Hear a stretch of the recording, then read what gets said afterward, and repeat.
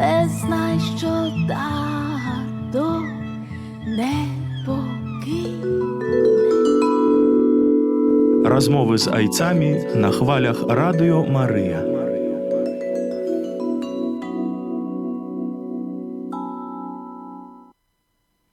Хвала Христу! Щиро вітаю вас, поважаныя радыёслухачы, Радіо Марія, таксама гледачы нашага YouTube-канала ў інтэрнэце.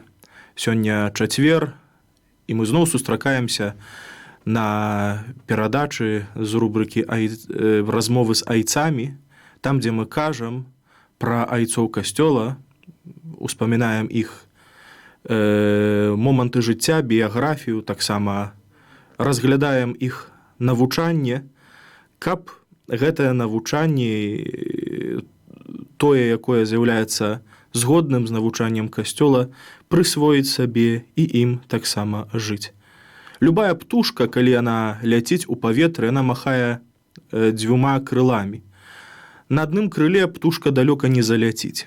Таксама і касцёл у сваім навучанні абапіраецца на два крыла. Першае – гэта святое пісанне, а другое – гэта традыцыя касцёла. І вялікая роля менавіта айцоў касцёла ў захаванні і перадачы гэтай традыцыі касцёла.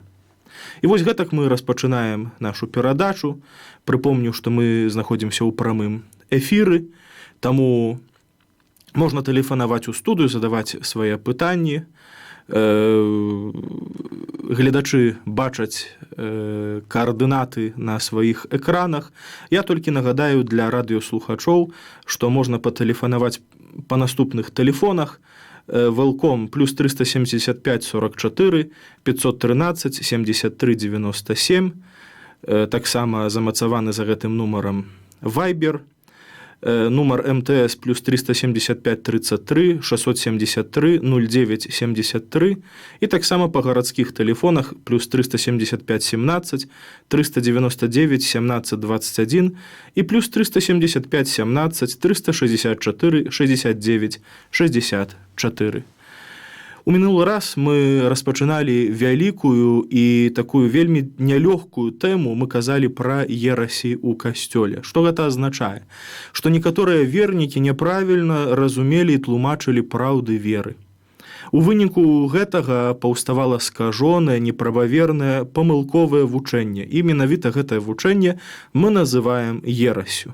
Мы разгледзелі толькі найбольш важныя, найбольш значныя, так званыя гетерадаксальныя вучэнні, гэта значыць неправаверныя, вызнаўцы якіх найчасцей таксама былі раскольнікамі, раскалывалі супольнасць касцёла, па-грэчаску гэта гучыць як схізматыкі, аддзяляліся ад супольнасці касцёла. Увогуле, слова «секта», калі мы кажам пра секту, паходзіць ад лацінскага слова «секо секаре», што азначае рассякаць, раздзяляць, уводзіць падзел.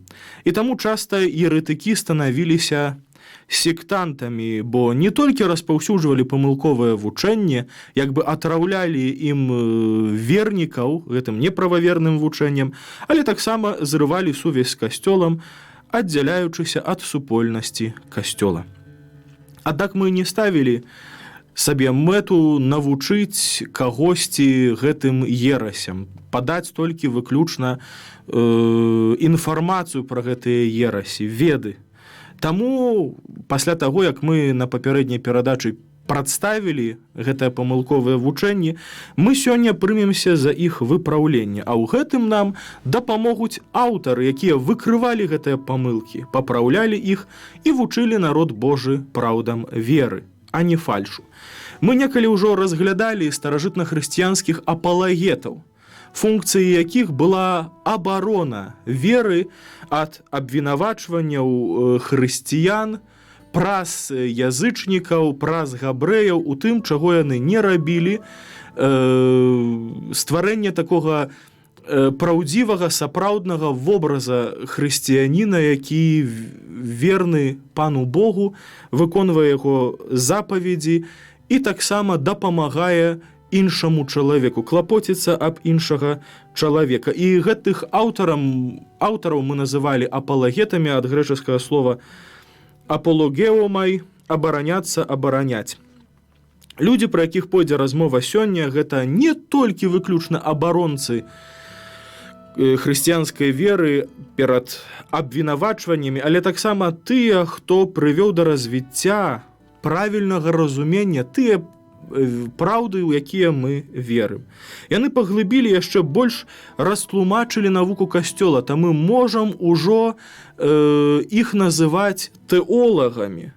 А нават яны прывялі да ўзнікнення такой вельмі цікавай з'явы, якая ў дагматычнай тэалогіі носіць асобную назву развіццё догмаў. Калі вельмі коротка ахарактарызаваць, што ж такое развіццё догмаў, то трэба сказаць, што самі праўды веры яны нязменныя.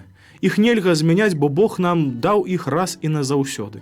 Аднак разуменне гэтых праўдаў веры можа быць розным. І чалавек, калі стараецца увайсці ў глыбіню гэтых праўдаў веры, асвечаны, канешне ж, Божай ласкай, ён пазнае іх усё глыбей і глыбей. І вось гэтыя тэолагі, яны таксама яшчэ больш паглыблялі гэтыя праўды веры, прыводзячы, як я ўжо казаў, да гэтага развіцця догмаў. А цяпер перайдзем непасрэдна да тэмы нашай сённяшняй размовы. Пашырэнне еретычных сектаў і развіццё неправавернай літаратуры выклікалі абарончую рэакцыю з боку Касцёла. Біскупы, адказныя за асобныя мясцовыя касцёлы, выключалі з касцёльнай супольнасці тых, якія сеялі нязгоду, неправаверную навуку сярод хрысціянаў, папярэджвалі аб небяспецы ерасяў. На сённяшні дзень засталіся толькі фрагменты гэтых пасланняў і інфармацыя пра пасланні рымскіх біскупаў. Так, напрыклад, Сатэра, які быў пантыфікам у гадах 166-174, Элеўтэра 174-189, Віктара 189-198 і Зафірына 199-217. Гісторык Касцёла Эўзебій Цэзарэйскі змяшчае інфармацыю аб 8 пасланнях Дыянісія, біскупа Карынфскага, якія былі скіраваны да розных супольнасцяў. Таксама пасланні біскупа Пеніта з Кноса на Крыце, адресаванага да таго ж Дыянісія. Мы знаходзім у Эўзебія таксама інфармацыю аб 3 пасланнях Серапіёна, біскупа Антыяхійскага, адзін з якіх быў прысвечаны ерасі мантаністаў, пра якіх мы казалі на папярэдняй перадачы. Узгаданыя перад гэтым дзеянні біскупаў, якія насілі дысцыплінарны і пастырскі характар, яны сачылі за маральным жыццём хрысціян, падтрымліваліся працай таксама першых тэолагаў, якія ў сваіх творах спрабавалі выкрыць памылковую дактрыну, гэтае памылковае вучэнне еретыкоў, і прадставіць прававернае вучэнне Касцёла пра сутнасць Бога, стварэнне свету і чалавека, уцелаўленне Божага Сына і адкупленне. Самыя вядомыя аўтары, якія прысвяцілі сваю творчасць барацьбе з ерасямі, пра якіх мы сёння будзем таксама гаварыць, гэта Эгезіп і Ірынэй Ліёнскі. Першы гэта Эгезіп, памёр каля 185 года, нарадзіўся каля 110 года, хутчэй за ўсё меў габрэйскае паходжанне, і ў часе пантыфікату папы рымскага Аніцэта вядома, што ён вырушыў з Карынфа ў Рым. Прычына яго падарожжа стала пагроза фальшывага гнозісу, гэта значыць пагроза ерасяў. Эгезіп хацеў пазнаёміцца з прававерным навучаннем, якое захавалася ў найстарэйшых касцёлах, бо, відаць, яму не хапала гэтых ведаў. Перадусім ён клаў акцэнт на касцёл у Рыме. Пасля вяртання на ўсход, каля 180 года, ён напісаў працу пад назвай «Напамінкі», якая па-грэчаску гучыць як «Хыпомнемата» у 5 кнігах. І гэтую твор ён прысвяціў галоўным чынам, канешне ж, барацьбе з фальшывым гнозісам. З гэтага твору захавалася толькі некалькі фрагментаў, якія нам пераказаў Эўзебій. І цяпер яшчэ больш засяродзімся на другім аўтары, які адыграў значную ролю у выкрыцці і ў барацьбе з ерасямі тагачаснымі. Гэта быў Ірынэй Ліёнскі, памёр каля 202 года. Што вядома з яго жыцця? Гэта найбольш важны тэолаг другога стагоддзя. Ён нарадзіўся каля 135 года ў Смірне, гэта ў Малой Азіі. маладыя гады слухаў вучэнне Палікарпа, які акурат у гэтым горадзе быў біскупам. Памятаем, што Палікарп быў замучаны. Спачатку яго хацелі падпаліць на стосе, аднак нічога не атрымалася, і пасля яго забілі мячом. Пасля заставаўся нейкі час у Рыме. Мы не ведаем падрабязнасці біяграфіі Ірынэя з гэтага перыяду. У 177 годзе ён апынуўся у Ліёне. Гэта была рымская правінцыя Галія, вядома, цяпер гэта Францыя, у якасці святара пры пажылым біскупе Патыне.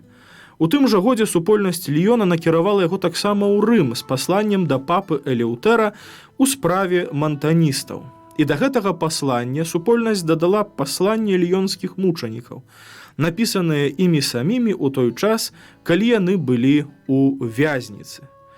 І так піша Эўзебій у гісторыі касцёла. Працытую яго. Тыя ж мучанікі таксама рэкамендавалі Ірынэя, які тады быў ужо прэзбітэрам ліёнскага касцёла, вышэй згаданага рымскаму біскупу, і далі пра яго вельмі добрае сведчанне, як гэта сцвярджаюць наступныя словы.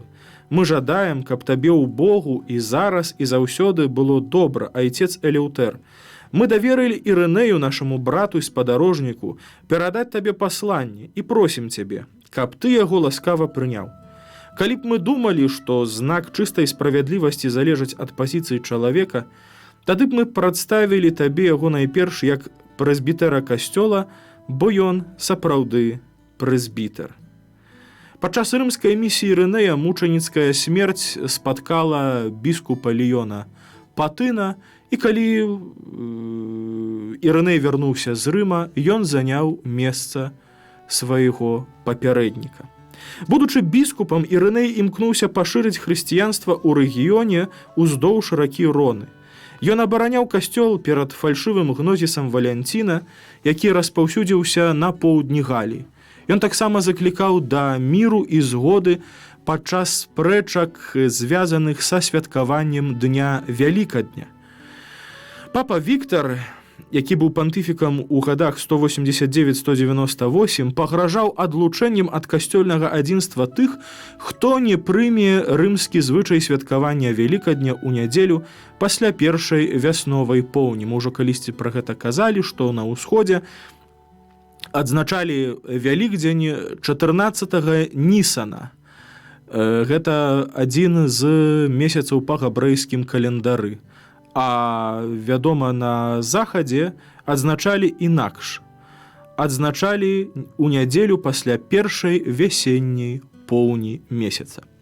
І ў гэтай справе, у справе святкавання Вялікадня, Ірынэй звярнуўся да папы Віктара з пасланнем. З пасланнем міру і супакою. Эўзебій перадае змест гэтага паслання, у якім Ірынэй, і цяпер цытую гісторыка касцёла, хоць і сцвярджае, што толькі ў нядзелю трэба адзначаць таямніцу васкрасення Пана, але заклікае Віктара належным чынам, каб ён не адлучаў шматлікіх божых касцёлаў, якія захоўваюць традыцыі старажытнага звычаю. Прыводзіць шмат іншых рэчаў і дадае літаральна. Дык вось, спрэчка ідзе не толькі аб самым дні Вялікадня, але і аб спосабе посту. Такая разнастайнасць звычаяў не ўзнікла толькі сёння ў нашыя дні, але значна раней, перад намі, сярод нашых папярэднікаў, якія, як здаецца, пра сваю няўважлівасць, пра сваю прастату і несвядомасць прынялі гэты звычай і перадалі наступнікам для захавання. Аднак усе, нягледзячы на тое, жылі ў спакоі. І мы адзін з адным жывём у спакоі, а розніца ў посце толькі пацвярджае адзінства веры. У падсумаванні Эўзебій робіць аднясенне да імя Ірынэя. Гэтае імя у перакладзе з грэчаскай мовы азначае мірны, спакойны, эйрэнайос па-грэчаску. Ад назоўніка эйрэне мір, спакой. І ён піша так, адносячыся да яго імя. Гэта Ірынэй, які сапраўды нездарма насіў сваё імя і распаўсюджваў мір дзеяннем, гэткім чынам напамінаў і казаў пра мір паміж касцёламі. І паводле Грыгорыя Турскага Ірыней памёр мучаніцкай смерцю каля 202 года. Што ж ён напісаў? Якія творы выйшлі з-пад ягонага пяра? Са шматлікіх трактатаў, напісаных на грэчаскай мове, захавалася толькі 2 творы. Першы з іх і вельмі важны для хрысціянства, для нашай веры, называецца ў тлумачэнні «Раскрыццё і збіццё фальшывага гнозісу», па-грэчаску «Эленхос кай анатропе тес псеўдоныму гнозеус». Аднак больш ён вядомы пад лацінскай назвай «Adversus hereses», ці, інакш кажучы, «Супраць ерася», у 5 кнігах. Чаму так і здарылася? Ды таму, што захаваўся поўны пераклад на лацінскай мове і толькі некаторыя фрагменты на грэчаскай мове. Таму больш, калі адносяцца да лацінскага перакладу, з яго карыстаюцца, кажуць, называюць гэты твор лацінскім іменем «Adversus hereses», супраць ерася. У першай кнізе гэтага твора Ірыней падрабязна апісвае заганныя вучэнні Валентына, Сатаміла, Базіліда, Карпакрата, Цэрынта, Эбіянітаў, Мікалаітаў, Цэрдона, Маркіёна, Тацыяна і Энкратытаў. Некаторыя з гэтых сектаў гнастычных мы разглядалі. Ён адзначае, што гэты спіс не вычарпае ўсіх ерасяў. Гэта значыць, што іх існуе нашмат больш. У другой кнізе ён абвяргае памылкі маркіянітаў і валентинянаў з дапамогай рацыянальных аргументаў. Гэта значыць аргументаў, якія адклікаюцца да логікі, да розуму чалавека, да лагічных разважанняў. У трэцяй кнізе абвяргае памылкі фальшывых гнозісаў, гэтых вось ерасяў, выкладаючы вучэнне касцёла пра Бога і Хрыста. Канешне ж, артадаксальнае, правільнае вучэнне. У кнізе 4 разбурае памылковыя вучэнні словамі самога Хрыста. Гэта значыць прыводзіць цытаты са Святога Пісання, з Евангелія, у якіх выразна кажа, аб чым казаў Езус Хрыстус, прыводзіць гностыкам іх памылкі, кажучы, звярніцеся да сапраўднага Святога Пісання. Паглядзіце, што Езус не хацеў нікога ўвесці ў зман, але казаў наўпрост. У кнізе 5 выкладае вучэнне аб уваскрашэнні целаў, адкінутае ўсімі гнастычнымі сектамі. Напрыканцы твора Ірыней прадстаўляе вучэнне міленарыстаў, якое ён сам прызнае. Мы ўжо казалі, што міленарысты гэта тыя, якія чакалі прыходу тысячагадовага валадарства зямнога перад валадарствам нябесным, для таго, каб кампенсаваць недахоп радасцяў тут на зямлі, каб кампенсаваць нейкім чынам гэтае мучаніцтва, якое чалавек церпіць, цяжкасці, цярпенні, якое чалавек пераносіць на зямлі, тады пасля вечнага, тады перад вечным шчасцем будзе яшчэ шчасце так званае зямное. І мы казалі, што да акрэсленага перыяду, менавіта вось да 4 стагоддзя, калі ўжо сабраўся, праўда, Нікейскі сабор, калі ўжо была ўжо выпрацавана, скажам так, дактрына, гэта вось навука, таксама сімвал веры, крэдо, у што мы павінны верыць, гэта не лічылася нейкай памылкай. Гэта было толькі адна такая опцыя. Пасля, калі хтосьці лічыў, што надыдзе гэтае вось зямное валадарства, тады лічыўся ўжо неправаверным. Аднак памятаем, што некаторыя секты таксама прымалі міленарызм, але яны не былі асуджаны за міленарызм, але былі асуджаны за іншыя больш цяжкія, праўда, памылкі. І вось, што тычыцца нашага аўтара,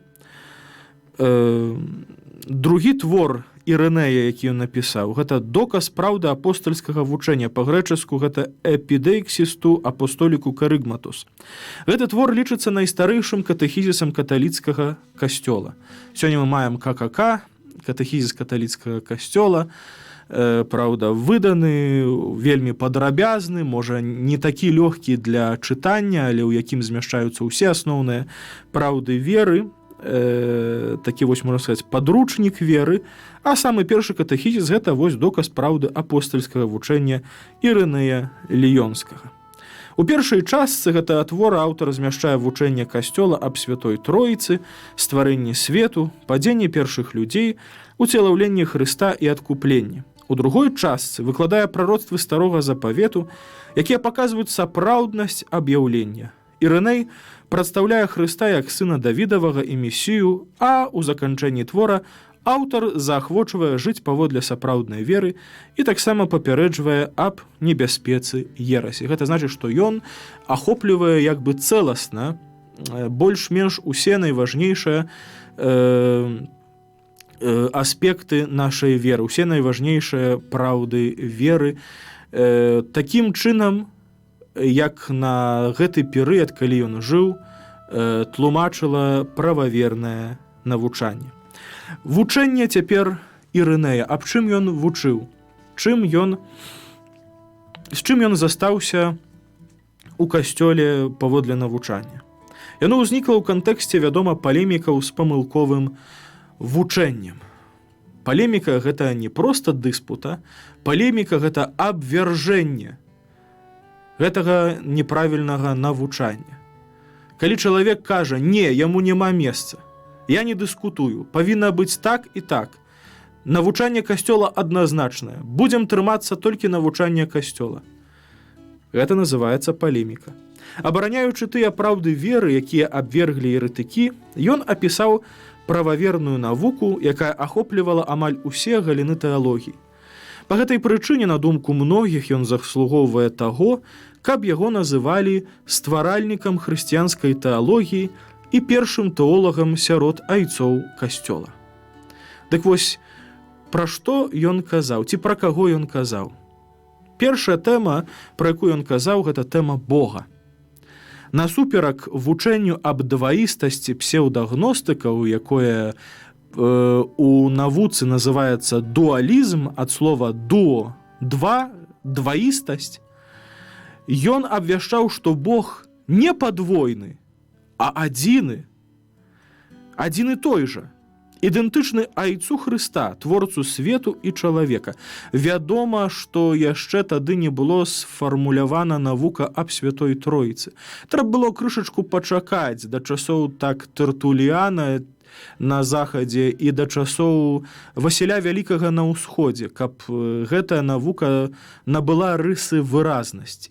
Вядома, што хрысціяне нават у першых веках верылі ў святую Троіцу, толькі, можа, не маглі так дакладна выразіць гэтую праўду і не маглі так дакладна апісаць. Не хапала ім яшчэ тэрміналогіі, не хапала ім яшчэ словаў. Айцец, паводле Ірынея, нарадзіў сына. Гэта нараджэнне немагчыма зразумець нікому, і ніхто яго не ведае, толькі айцец, які нарадзіў сына, і сын, які нарадзіўся. Толькі Бог можа зразумець да канца сам сябе. Далей Хрыстус, ён адзін і той самы. І мы яго называем Сынам Божым, мы яго называем Словам, па-грэчаску логасам, Бога-чалавекам, Езусам, нашым панам і збаўцам. І далей вельмі цікавая тэма, якая па-грэчаску называецца анакефалайос. Слова анакефалайозіс абазначае з грэчаскай мовы скарачэнне, паўтарэнне і мае таксама лацінскі адпаведнік рэкапітуляцыю. Па-беларуску перакладаецца як аднаўленне.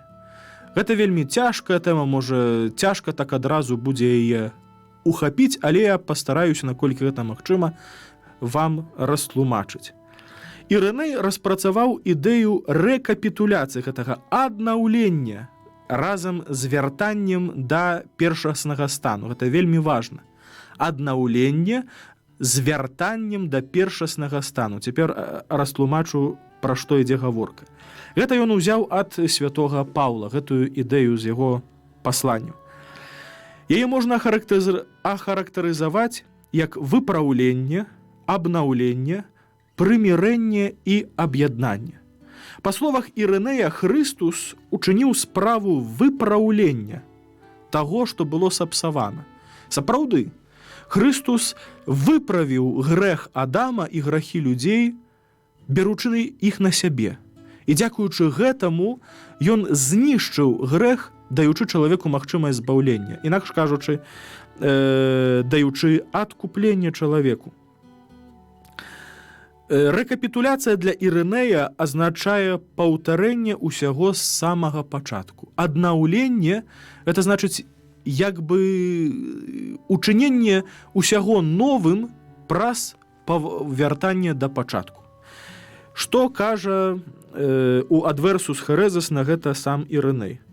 Таму, што было немагчыма стварыць нанова чалавека, які ўжо адзін раз пацярпеў паразу і быў зламаны непаслухмянасцю, і даць яму магчымасць вярнуць сябе вярнок перамогі, а з іншага боку было таксама немагчыма чалавеку атрымаць збаўленне пасля грахоўнага ўпадку, і таму і адно, і другое зрабіў сын, Слова Божие, якое сышло ад Айца. Ён прыняў цела, прынізіў сябе ажно да смерці і ажыццявіў справу нашага збаўлення. І далей Ірыней адзначае падабенства паміж стварэннем старога Адама з некранутай, калісьці гэта называлася цаліннай зямлі, і зачаццем новага Адама з некранутага улоння панны Марыі. Так кажа Ірыней. І як атрымаў продак Адам існасці з яшчэ не вырабленай, так скажам, дзявочай зямлі, як быў створаны рукою Божай, гэта значыць праз Слова Божае, таму што ўсё сталася праз яго, і пан узяў мул зямлі і сфармаваў чалавека, так Слова, гэта значыць асоба, аднаўляючы ў сабе Адама, узяўшы на сабе існасць чалавечую ад Марыі, якая была яшчэ дзевай, насамрэч увабраў у сабе пакаленне Адама, аднаўляючы яго. Таму, калі б першы Адам меў бацьку чалавека і ўзнік з чалавечага насення, тады маглі б яны, гэта значыць ерэтыкі, справядліва казаць, што і другі Адам, Езус Христус, нарадзіўся з Юзафа. Аднак, калі першы Адам быў узяты з зямлі і сфармаваны Словам Божым, трэба было, каб тое самае слово, якое паўтарае Адама ў сябе, было падобнае да яго ў нараджэнні. І чаму Бог не ўзяў яшчэ раз мул, але сфармаваў яго з Марыі? Тут Ірыней ужывае слово плязматіо, сфармаванне, перамену матэрыі з аднаго стану ў другі. Каб было сфармавана тое ж самае стварэнне, якое павінна быць уратавана, і менавіта праз рэкапітуляцыю павінна быць захавана яго поўная праўдападобнасць. Бачым гэтую выразную паралель, якую ставіць тут Ірыней. Калі Адам не меў бацькі, бо ён быў першым створаным з людзей, і ён дапусціўся грахоўнага падзення, то каб Езус Христус сапраўды быў другім Адамам, у прамым сэнсе гэтага слова, другім Адамам, які вызваляе чалавека з няволі граху, які адкупляе чалавека, аднаўляе яго, ён павінен быў таксама не нарадзіцца ад чалавека, не нарадзіцца ад мужчыны. Таму яшчэ раз падкрэсліваецца тое, што святы Юзаф не быў бацькам Езуса Хрыста, а быў толькі апекуном. Гэтая паралель, што як гэты Адам, першы Адам, быў не зроджаны, але ўпаў, так і другі Адам таксама не быў народжаны як бы ад мужчыны, але будучы фактычна такім жа самым, апрача граху, як і першы Адам, аднавіўся, прывёў як бы да першага Адама і направіў тое, што сапсаваў першы Адам. Праз падзенне Адама было знішчана першапачатковае адзінства чалавецтва з Богам. Таму Бог вырашыў, каб усе маглі ўз'яднацца ў Хрысце як галаве, так напісана ў пасланні да Эфесцаў 1:10, і тут ужываецца грэчаскі тэрмін «анакефальмосастхай». Таму ў Хрысце як галаве адбылося аб'яднанне нябеснага і зямнога свету. Хрыстус – гэта поўня часу і кульмінацыя, найвышэйшы пункт усіх існуючых запаветаў. Уваход Хрыста ў гісторыю – гэта абвяшчэнне канчатковага аднаўлення, якое адбудзецца ў апошнія дні. Тэорыя рэкапітуляцыі з'яўляецца ядром усёй хрысталогіі, гэта значыць тэалагічнай навукі аб Езусе Хрысце, і такім чынам усёй тэалогіі Ірынея. Езус Хрыстус аднавіў усё, прыводзячы ўсё стварэнне як бы да пачатку і аднаўляючы сваёй ахвярай. Далей пра Духа Святога. Дух Святы паводле Ірынея з'яўляецца сувечным айцу.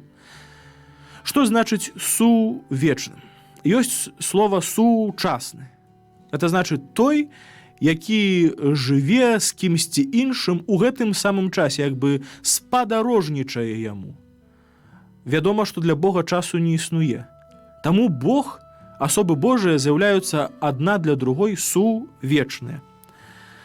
Дух Святы сувечны айцу і сыну існаваў да стварэння свету, мае незалежнае аўтаномнае існаванне, названы рукой Божай мудрасцю. Сын Божы і Дух Святы – гэта дзве рукі Бога айца, якія ўдзельнічалі ў стварэнні. Дух Святы згадваецца таксама як дар і памазанне. Хрыстус быў памазаны Духам Святым пасля хросту ў Ярдане.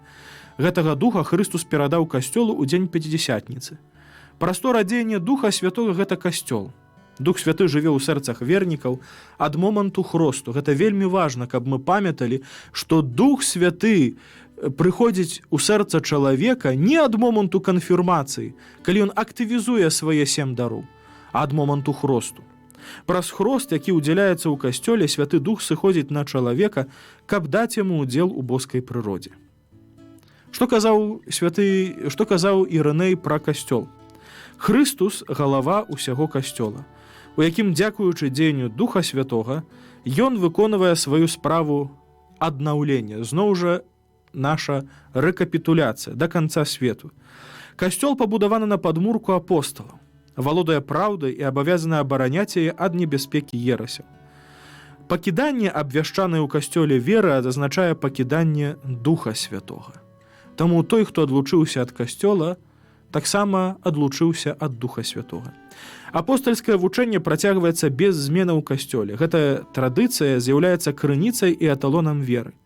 Толькі тады касцёлы, заснаваныя апосталамі, могуць служыць узорам для праўдзівага навучання веры.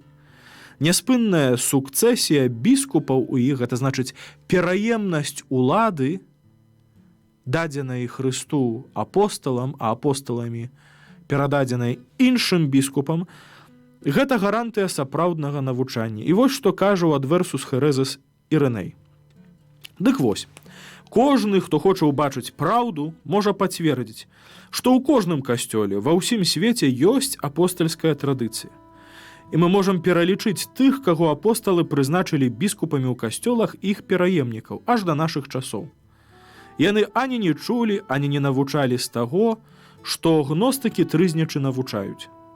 Бо калі б апосталы ведалі сакрэтныя таямніцы, якім бы яны навучылі дасканалых, толькі асобна ад іншых і ўпотай, тады б гэтыя таямніцы яны павінны былі перадаць тым, каму давяралі кіраванне самымі касцёламі.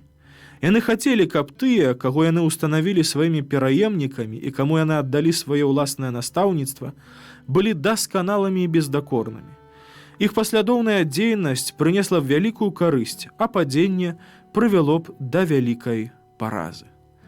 З гэтага напрошваецца толькі адзін вывад. Калі папярэднікі, апосталы і тыя біскупы, якія былі пасля апосталаў, апостальскія айцы, вучні апосталаў і так далей, каб яны мелі нейкія сакрэтныя веды, якія б хацелі перадаць камусьці, то яны б іх перадалі менавіта тым, якім даручалі далей пасля сябе кіраванне касцёлам. А калі яны не даручылі нейкіх іншых ведаў толькі праўды веры, тады атрымліваецца, што гэтыя сакрэтныя веды, якія кажуць гностыкі, пра якія кажуць гностыкі, яны непраўдзівыя, яны несапраўдныя. Гэта быў вось такі аргумент Ірынея. Таму ерасі, якія не могуць пацвердзіць сваю апостальскую пераемнасць, не маюць праўды ў сабе. Асобна Ірыней выдзяляе як бы рымскі касцёл. Рымскі касцёл можа пацвердзіць працяглую апостальскую пераемнасць. Так сцвярджае наш аўтар. І Ірыней склаў каталог біскупаў рымскага касцёла. Цікава яго паслухаць. Калі благаслаўлёныя апосталы заснавалі і пабудавалі касцёл, яны аддалі служэнне біскупу Ліну. Пра гэтага Ліна успамінае Павел у сваім пасланні да Цімафея. Яго пераемнікаў быў Анаклет. Пасля яго на 3-м месцы пасля апосталаў стаў біскупам Клімент. Ён таксама бачыў благаслаўлёных апосталаў і размаўляў з імі, і словы іх усё яшчэ гучалі ў вушах яго. А іх вучэнне і традыцыя былі ў яго перад вачыма. І не толькі ён сам, бо яшчэ шмат жыло тых, хто чэрпаў вучэнне ад апосталаў. Пераемнікам Клімента стаў Эварыст, а Эварыста Александр. А потым 6-й пасля апосталаў прыйшоў Ксіст, або таксама, як варыянт гучання яго імені, Сікст, інакш кажучы, у перакладзе з лацінскай мовы 6-й.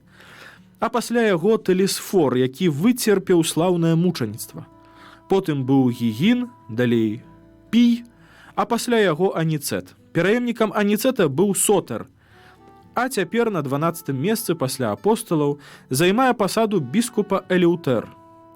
З гэтым парадкам і з такім наступствам апостальская традыцыя ў касцёле і апавяданне праўды перайшло ў наш час.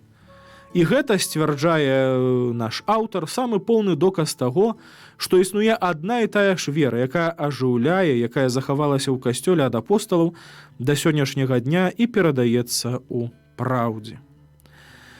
Рымскі касцёл мае найвялікшы аўтарытэт, бо ён з'яўляецца найвялікшым і найстарэйшым касцёлам і найважнейшым касцёлам.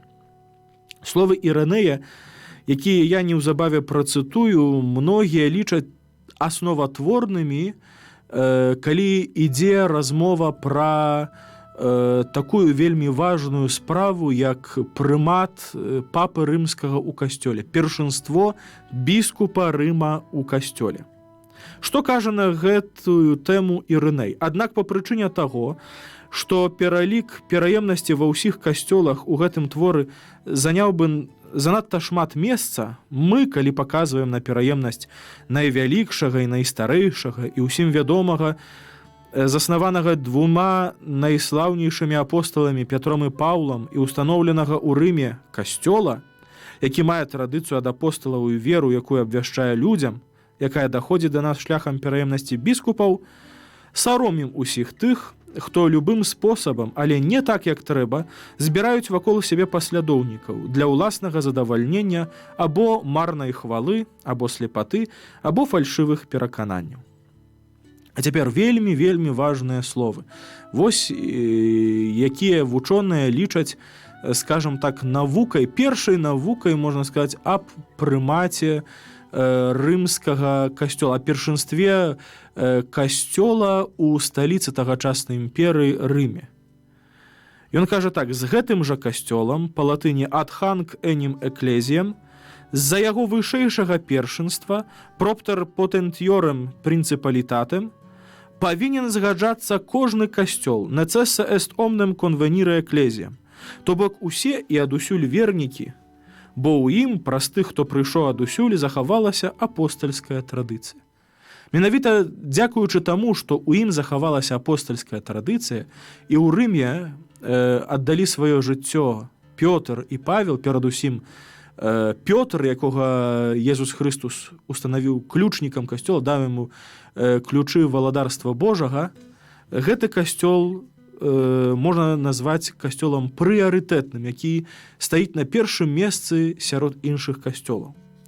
Шырока абмяркоўваецца праблема разумення гэтага вышэйшага першынства, гэта вось potentiorem principalitatis рымскага касцёла. Та яшчэ ідзе дыскусія. Далей тэма эўхарыстыі. Ірыней перакананы ў сапраўднай прысутнасці цела і крыві Хрыста ў эўхарыстыі. Цела чалавека, якое сілкуецца целамі крывёю Хрыстовай, атрымлівае гарантыю будучага ўваскрасення. Такім чынам, наш аўтар абвяргае вучэнне тых з еретыкоў, якія адкідваюць праўду аб уваскрасенні цела. Ірыней піша так: «Неразумныя ва ўсіх адносінах тыя, якія ігнаруюць увесь Божы парадак, супярэчаць збаўленню цела і пагарджаюць яго адраджэннем, сцвярджаючы, што цела не ў стане прыняць дар несапсавальнасці. Калі яно не можа быць збаўлена, тады ані Хрыстус не адкупіў нас сваёй крывёю, ані эўхарыстычны келіх не з'яўляецца ўдзелам у крыві ягонай, ані хлеб, які мы ламаем, не з'яўляецца ўдзелам у ягоным целе. Калі ж мы з'яўляемся членамі ягонага цела і сілкуемся тым, што створана, і што ён сам нам дае і загадвае сонцу ўзыходзіць і дажджу падаць паводле яго волі, гэты створаны келіх ён сам прызнаў пралітай крывёю ягонай, якая сілкуе нашую кроў, і ён таксама сцвердзіў, што гэты створаны хлеб – гэта яго ўласнае цела, якім ён сілкуе нашыя целы. Таму, калі напой, які змяшалі ў келіху, і звычайны хлеб, калі атрымліваюць Слова Божае, становяцца эўхарыстыяй, целам Христовым, дзякуючы якому расце і захоўваецца субстанцыя нашага цела, то як тады гностыкі могуць сцвярджаць, што цела не ў стане прыняць Божы дар, то бок жыццё вечнае, калі яно сілкуецца целам і крывёю Пана і з'яўляецца членам ягоным, маецца на ўвазе членам яго містычнага цела? Такое пытанне ставіць аўтар. Як вінаградная лаза, пасаджаная ў зямлю, выдае плады ў свой час, як зерне пшаніцы, якое падае ў зямлю, раскладаецца і праз дзеянне Божага Духа, які ўсё пранікае, размнажаецца і ўзрастае, а потым праз мудрасць Божую ідзе на карысць чалавеку, а калі ён атрымлівае Слова Божае, становіцца эўхарыстыяй, то бок целам і крывёю Хрыста, так і нашае цела, якія сілкуюцца гэтай эўхарыстыяй, калі будуць пахаваныя ў зямлі і ў ёй разляцяцца ў пыл, зноў уваскрэснуць у свой час, калі Слова Божае адорыць іх з мёртвых паўстаннем для хвалы Айца, Бога Айца, які тое, што смяротнае, апранае ў несмяротнасць, а тое, што псуецца, дарма адорыць несапсавальнасцю. Паводле Ірынея, эўхарыстыя – гэта новая ахвяру. Ахвяра, якую прадказаў у Старым Запавеце прарок Малахія у кнізе Малахіі 1:11. І апошняя тэма, якую узнімае наш аўтар, гэта пра панну Марыю. Таксама вельмі цікавая паралель. Паслухаем, якая. Панна Марыя выправіла памылку Евы, таксама панны, як і Хрыстус выправіў памылку Адама. Так піша Ірыней. Таму і панна Марыя, паслухмяная, калі кажа: «Вось я, слуга твая пані, няхай мне станецца паводле твайго слова». Ева непаслухмяная, бо яна не паслухалася, калі была яшчэ паннай. Бо як тая, якая насамрэч мела мужа Адама, але будучы яшчэ паннай, бо абодва яны былі голымі ў раі, а не сараміліся адзін аднаго, бо яны толькі што створаныя, не мелі паняцця аб нараджэнні дзяцей, яны павінны былі найперш вырасці, а потым памнажацца. І вось тая Ева, якая, будучы яшчэ паннай, хоць мела мужа Адама, сталася праз сваю непаслухмянасць і для сябе, і для ўсяго чалавецтва прычынай смерці, так і Марыя, будучы паннай, хоць мела мужа, які быў прызначаны для яе, будучы паслухмянай, сталася для сябе і для ўсяго чалавечага роду прычынай збаўлення. Па гэтай прычыне закон Маісея, тую, якая была заручана з мужам, але яшчэ была паннай, называе жонкай таго, хто з ёй заручыўся, акрэсліваючы гэтым самым адступленне, рэцыркумлятыё, па-лаціне ад Марыі да Евы. Бо не інакш развязваецца звязаны клубок, а толькі такім чынам, што развязваюцца спляценні злучэнняў ад канца да пачатку. Такім чынам першыя вузлы развязваюцца другімі, а другія ізноў вызваляюць першыя. Так вось, і вузел непаслухмянасці быў раскіданы праз паслухмянасць Марыі. Таму тое, што панна Ева звязала бязвер'ем, панна Марыя развязала верай. Так піша Ірыней у Адверсус Херезес. І таму цяпер мы бачым наглядны прыклад паралелі Ева-Марыя. І гэтую вось паралель Ірыней распрацаваў у шэрагу падабенстваў і супрацьпастаўлення. Цяпер на адным баку будзе Ева, на другім баку Марыя. Як жа ён это параўнаў? Ева – гэта непаслухмяная панна, Марыя – паслухмяная панна. Ева заручаная з Адамам, Марыя заручаная з Юзафам. Ева – прычына смерці ўсяго чалавечага роду, а Марыя – прычына выратавання ўсяго чалавечага роду, па-латыні «causa salutis». І апошні пункт. Праз бязвер'е Ева завязала вузел непаслухмянасці. А Марыя праз веру развязала вузел непаслухмянасці. І нашае сённяшняе вельмі доўгае разважанне закончыць кароткая гумарыстычная гісторыя з жыцця айцоў пустыні. Это ўжо традыцыйна, праўда. Адзін старац калісьці сказаў: найгоршыя хвіліны ў сваім жыцці перажывае атэіст, калі ён хоча выразіць удзячнасць і не ведае, каму гэта зрабіць.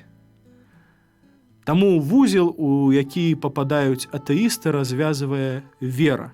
Мараль адсюль ідзе такая: будзьма заўсёды ўдзячныя Богу за ўсё, што атрымліваем ад Яго. Паглыбляйма нашу веру, нашыя веды пра Бога і Касцёл.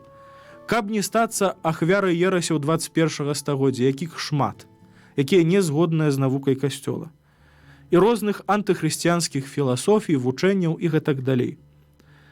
Стараемся правесці такую рэкапітуляцыю нашага жыцця ў Хрысце, такое аднаўленне, каб яно прынесла плады для нас. Наша праграма падышла да завяршэння. Дзякую ўсім вам за увагу і кажу вам да новых сустрэч на хвалях Радыё Марыя у нашай рубрыцы «Размовы з айцамі». Хвала Хрысту! Размовы з айцамі на хвалях Радыё Марыя.